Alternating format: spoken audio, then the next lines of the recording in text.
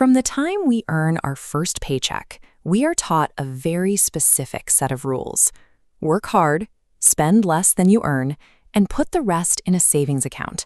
It feels like the ultimate act of financial responsibility. But there is a hidden flaw in that system. You can log into your account, see the exact same numbers you deposited a year ago, and still be significantly poorer. That is the reality of lost purchasing power.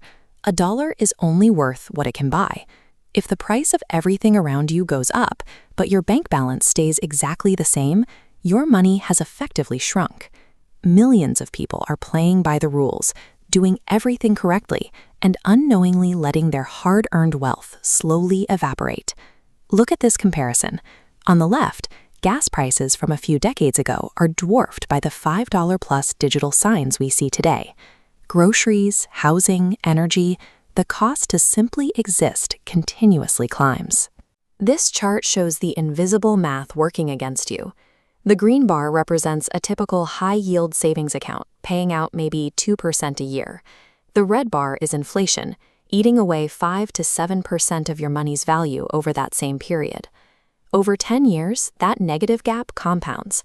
Even though the bank pays you a tiny sliver of interest, the cost of living outpaces it so aggressively that your actual buying power plummets. Traditional savings accounts mathematically guarantee a loss of wealth over the long term. To stop this leak, you have to invert how you think about risk. The wealthy do not view cash as a permanent storage mechanism. They view cash as a temporary tool used to buy long-term assets. One of the primary vehicles they use is the stock market. Over decades of data, broad market equities have consistently outpaced the rate of inflation. The logic is straightforward.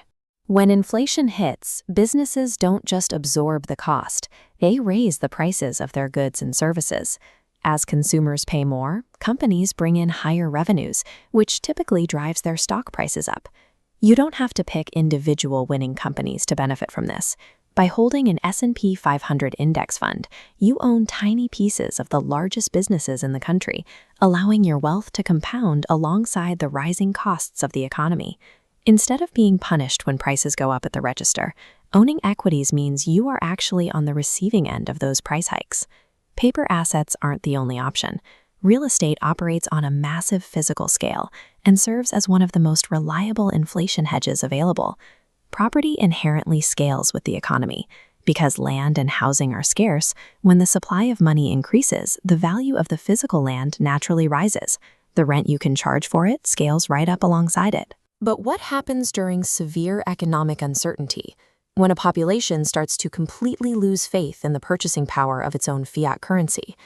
Investors instinctively move their capital into hard assets. For thousands of years, physical gold has been the ultimate defensive play against extreme currency devaluation because its supply cannot simply be printed on demand. Whether it's an index fund, an apartment building, or a vault of precious metals, these assets act as structural containers.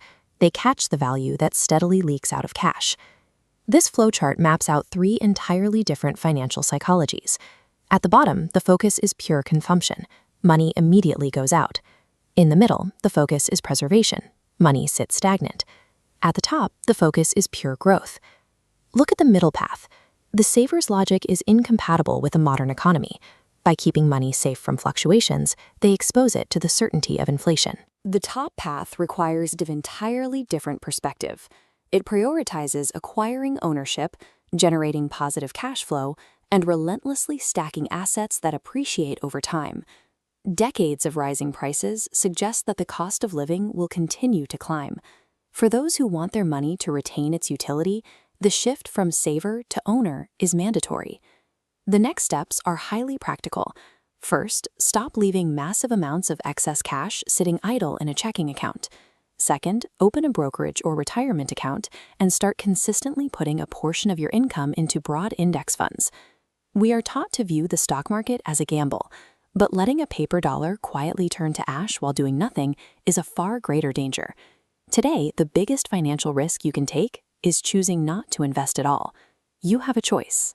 You can quietly allow inflation to steal your purchasing power year after year, or you can buy assets, become an owner, and protect your future while everyone else falls behind.